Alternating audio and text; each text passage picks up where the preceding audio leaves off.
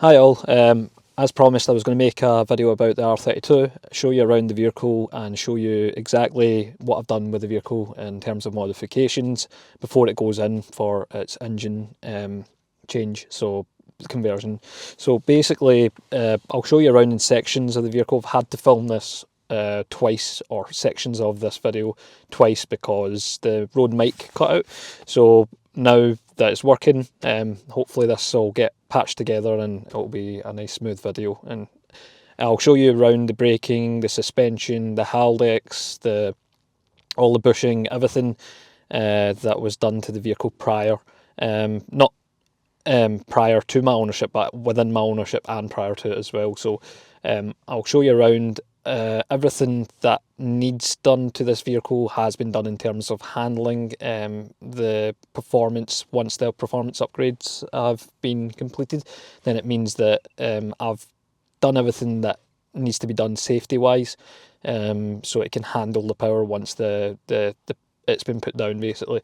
So we have an NA engine going in, so it's not going to be excessively powerful on the first stage of the build, but that coming on to the second stage, obviously we will have a lot more power.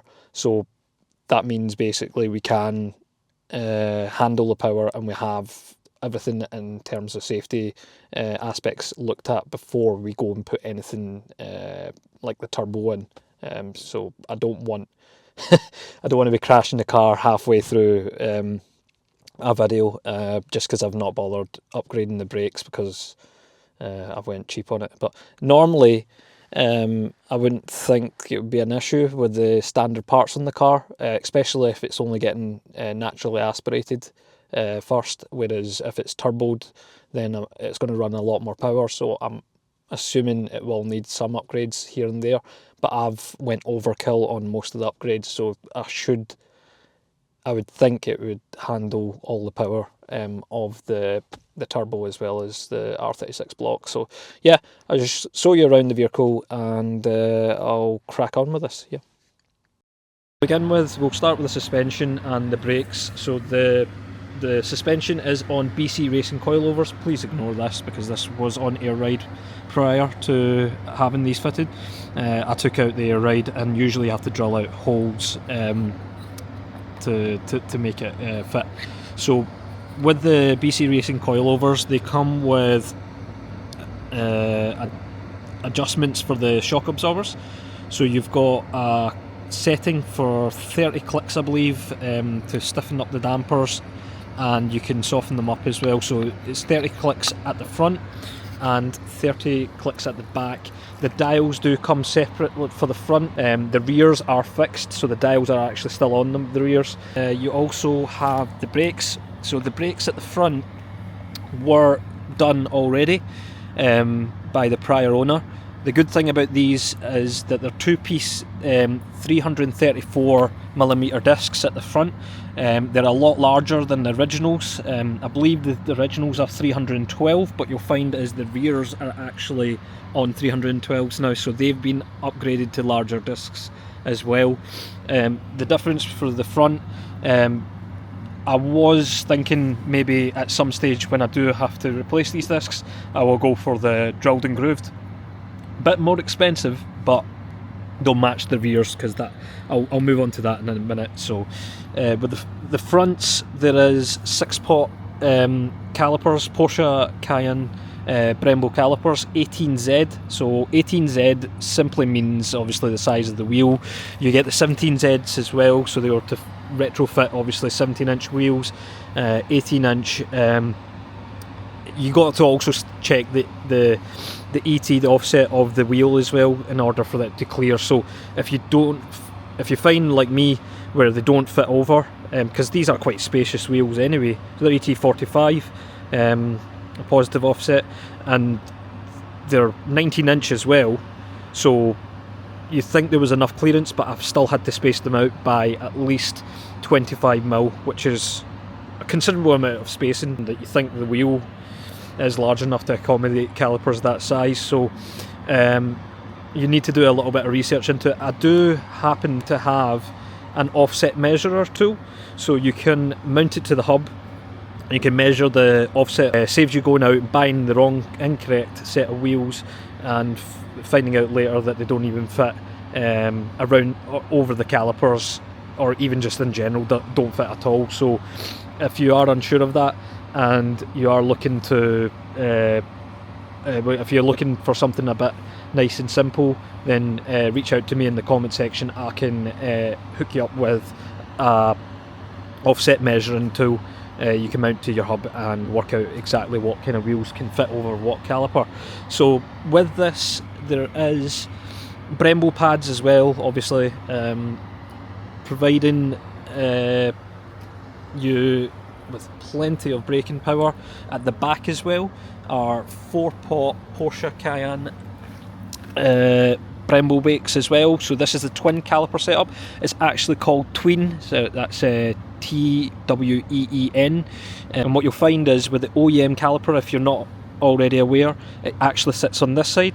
So what you'll find is it's flipped over in reverse, and now it's sitting at the front, whereas the additional 4-pot caliper now sits at the rear where the original used to sit. So you have this twin caliper set up, or Tween, sorry, and if you are interested in also getting yourself this kit, then you can comment in the comment section below. It's good price as well, so you get the bracket, you get the 4-pot caliper, and you also get the Brembo pads to go in the OEM caliper as well as the 4-pot caliper. So you're actually getting 2 sets of pads, you're getting the discs, you're getting the bracket, the adapter bracket, and you're getting obviously the caliper itself as well. So it's a full kit, full setup for the rears.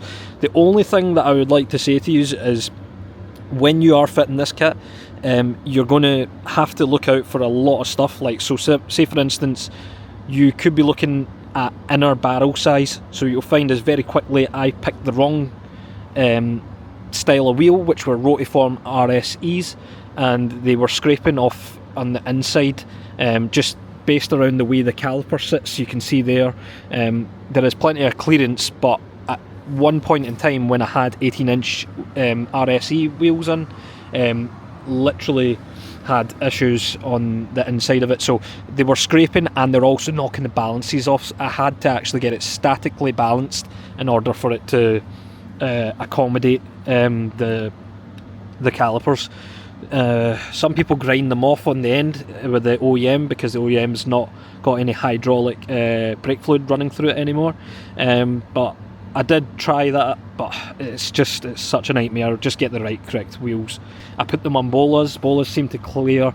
Inner barrel is something you need to look at. The offset is something else as well. They're based around the fact that the caliper here also sticks out quite a bit, so this is protruding.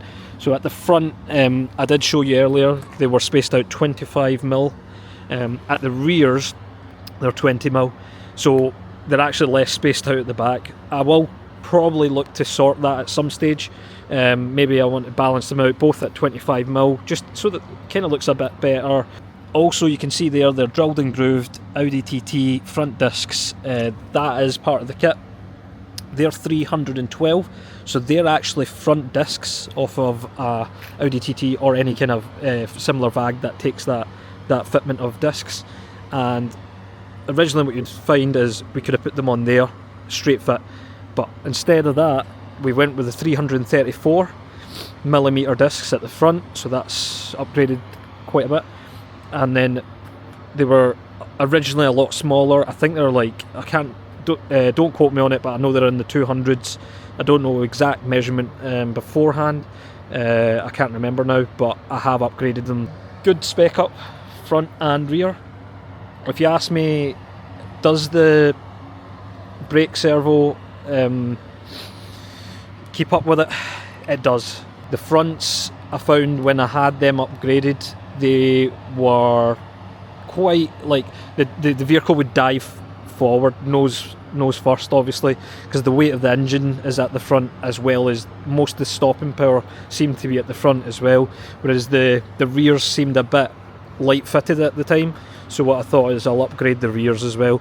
Now that the rears are upgraded, I just feel the whole braking seems much more balanced throughout the vehicle. It's overkill on road use, but round track, it's going to be excellent. So I will obviously review that once I go round track, because I've not still taken this round track with the upgrades, but I notice a difference even on road use. You can definitely tell there is an improvement on both front and rear. So yeah, moving on to the next bit. Just covering the stability of the vehicle. So we have below here, if you can just see where I'm pointing, you've got a little bit of blue here and a little bit of blue there. So these two are the adjustable hard race camber arms. I had upper and lower fitted. They're pretty much the same thing, but you can have them fitted to top or bottom. I was advised obviously that we needed both at the time to sort the camber on the vehicle, just the way it's been sitting on BC Racing coilovers, and obviously what setting I went in terms of how low it is. But if you can see here, just above that is the H&R anti-roll bars as well. So there is front and rear fitted to this vehicle. Going round bends, that's probably a massive improvement. Not only do we have the H&R roll bars and the hard race camber arms, but we also have a HPA Haldex controller. So that is ordered straight from Canada, from HPA themselves. It's an all-wheel drive touch motion programmer. It's relatively easy to fit, providing you know what you're doing, but it would just sit there like a sat nav, and you can adjust and play with it, the actual settings on the front and the rear power distribution.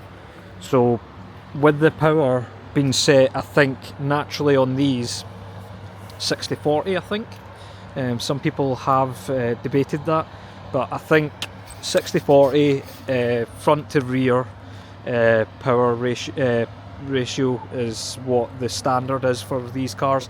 Some people say it's 50-50, but I don't think it is a true 50-50. So with that Haldex controller, you could set it to competition, sport, road use, eco mode, so it literally could just run the front wheels and just completely stop the rear Haldex from distributing power to the rear wheels. So you have plenty of settings and modes that you can flick through. You also have 0 to 60, it somehow measures that through the wheel speed sensors, I'm assuming, so it can give you times for that as well. So Haldex controller would definitely make a difference in terms of handling.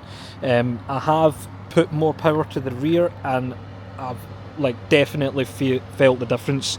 I would never excessively set it to the rear because these haven't obviously been built that way, so you could damage your Haldex if you were to fully set it to 100% to the rear. I don't even think you can physically, because the power would need to come through the front in order to reach the rear anyway, so for it to be truly 100% it would need to be a rear wheel drive. The clocks, so I've got upgraded clocks on the R32.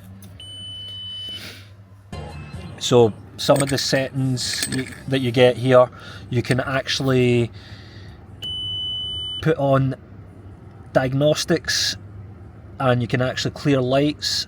You can also check the measurements, oil levels electronically. It's got everything there. It pulls everything through the sensors on the vehicle, so it gives you that nice new feel to the vehicle as well. Obviously the original OEM clocks were never kitted out this well, so you can see there I've got a torque gauge, that's a coolant gauge, oil temperature gauge, sorry, and voltage, acceleration, throttle, and this one I personally like this quite a bit, is the G-force, so that could be measured through the ESP. The sensors on there can provide the information of how many G's you're pulling around the corner, so it does work. just through the standard. You don't need anything extra added to the vehicle.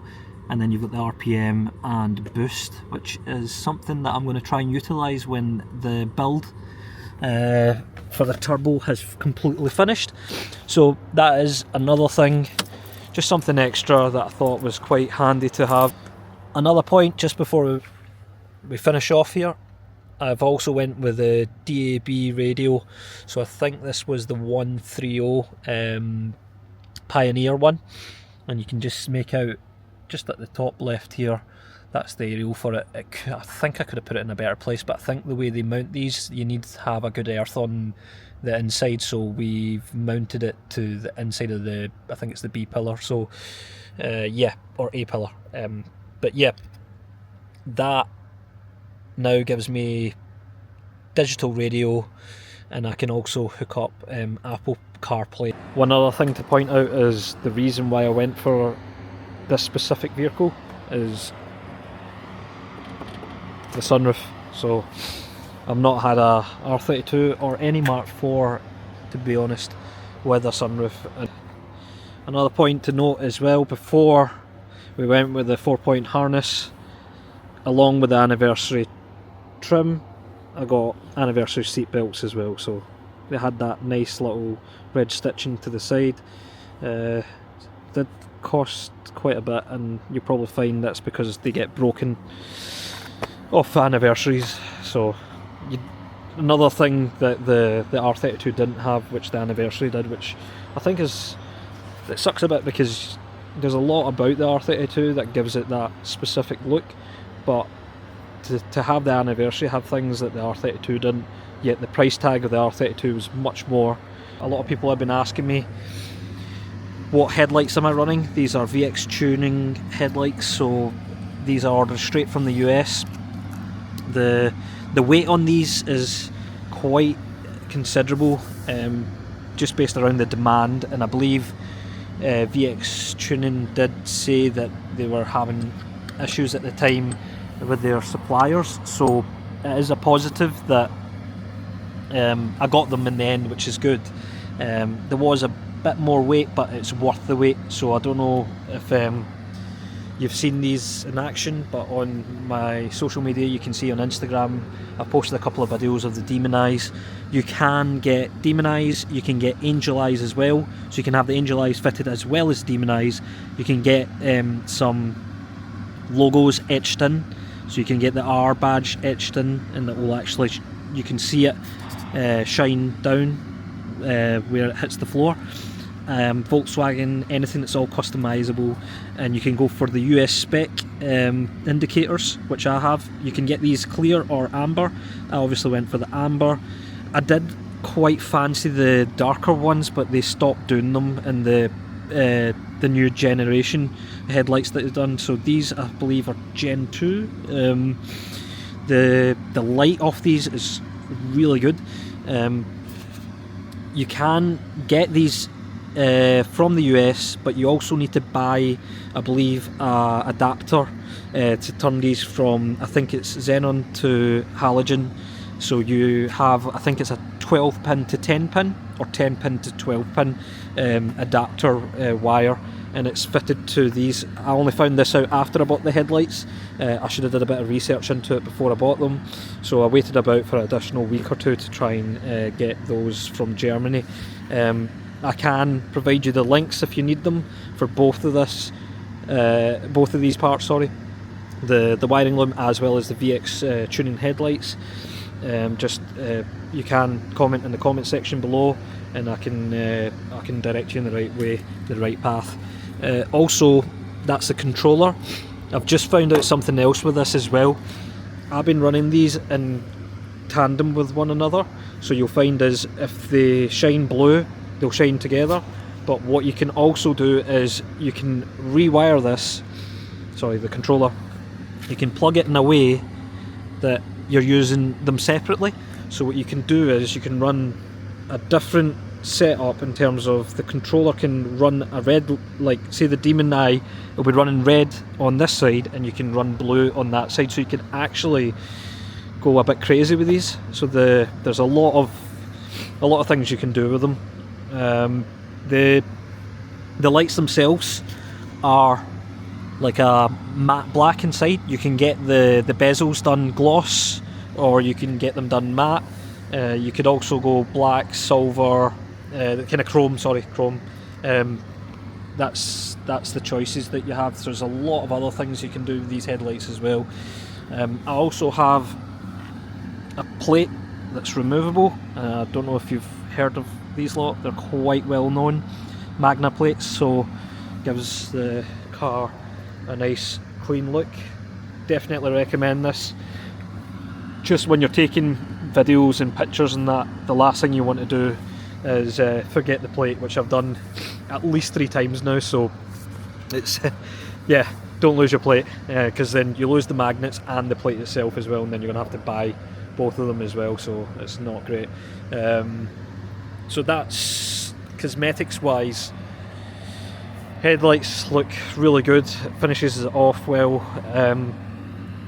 In terms of the lights, the demon lights, they do hit the floor here, and you can still have the main lights on, so you'll still see in front of you, and then just about here you'll see the colours you could just make out, and it make out even better during the night time. So if you're not got the main beams through, which they also run through the same spot, then you won't see the demon lights straight on, but you'll see them on the floor. Whereas if you have the headlights off, the main beams, then you can see the lights directly on the headlight, and it's quite smart. So yeah, I have also got a RAM air filter on here. I did say to you that I had Tectonic cams, uprated cams on this, forged intercooler yellow pipes, you can just make out, and it has a remap from Stealth as well. I've not done a lot in terms of the engine bay, but that will very quickly change at the end of the month, so yeah. So one thing you'll notice is the DCT shifter. So this has been delivered. Don't mind this wiring. That is something I'll remove. Sorry, not remove. Put in and tuck away, so you won't see that there. But as a DCT shifter, I'll need to hold it at the bottom. It's not fixed at the moment, but you can get the idea. And also, if I just pull the steering wheel, just knock the shifter, you can get an idea of the steering wheel I'm using as well. So this is a Mark 7 R. It's been customised, so it has been. It's not the standard wheel. It is the standard wheel, but it's been upgraded with an OEM Plus look to it. Got kind of yellow embroidered stitching around, and it's got the big paddle shifters at the back as well. So it will look absolutely insane when it's on the car, and yeah, it gives it that modern feel. And you'll have the shifter alongside it as well with the pedals. So that's pretty much it. I think I've covered everything in this section of the video. So I've shown you around the vehicle. The next thing that's going to happen is I'll be taking this down a drive on the 28th of January, and I will probably by that point have dropped it off for its conversion. So it will be hopefully a month before I receive the vehicle, potentially less time than that, and we could end up maybe seeing this completed March at the very latest. So fingers crossed there's not too much, and I actually think that's my DSG controller box on its way in as well. So I had to pay some import duty on this, import tax, and it's not cheap. So let's get this controller. I think it might be mine. Just double check. Yeah, that's it. That's brilliant. Cheers. Right, mate, just you waiting for this? Aye. You get a picture of it, buddy. Can I get a surname off you? Yeah, it's Dammy, DHAMI. Yeah, that's great. Cheers, thank you.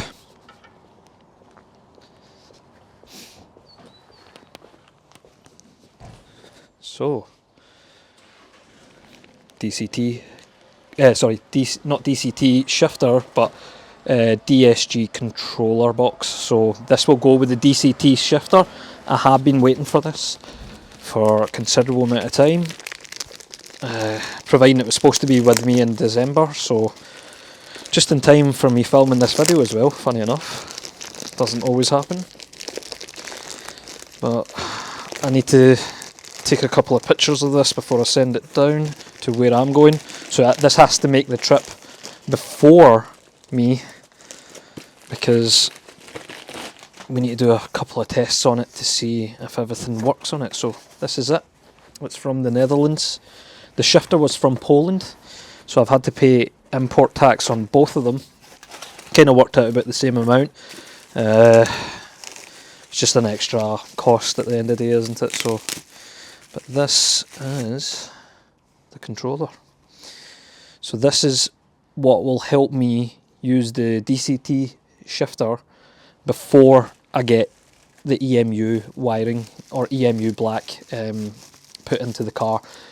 The problem that I was having at the time was that the functionality of it, like the actual the EMU black, it would be beneficial for me to install that, because I would need to buy an inlet manifold, upgraded inlet manifold, and the fueling would need to get sorted as well, so the fuel rail. So it'd be pointless spending all those hundreds of pounds just to upgrade that when I'm not turboed it. So it would be half a completed job, and that's not what we want. So I'll do it in the proper stages, but I've had to fork out a little bit extra for this in order for the usability of the shifter, because I really want to use that shifter as well before it gets turboed, so I can get a good feel for it, and this should sort that out. So yeah. So one thing I forgot to show you was that I had the wheels that I mentioned earlier in my previous clips on this video. I forgot to show you that, so I'll add that in right now. That's them there. So nice little Allen key to go with them, the centre caps, and they are on the PS4S and PS4 Michelin tyres, 225 45 18s. Nice track wheel, and they're in a nice gloss black colour to match the R32. So that's pretty much everything covered in the run around on the vehicle, so that you can get an idea of what the setup's going to be like once it's completed.